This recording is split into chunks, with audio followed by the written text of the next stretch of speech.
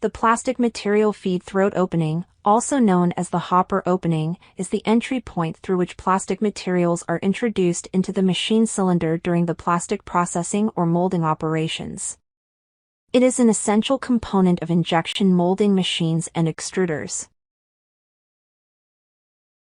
The feed throat opening is designed to facilitate the smooth and consistent feeding of plastic materials into the machine cylinder.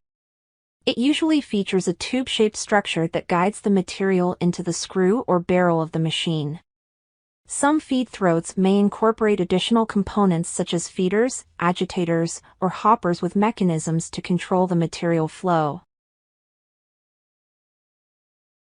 Proper design and sizing of the feed throat opening are crucial to ensure efficient material feeding, prevent material bridging or blockages, and achieve consistent melt quality during processing.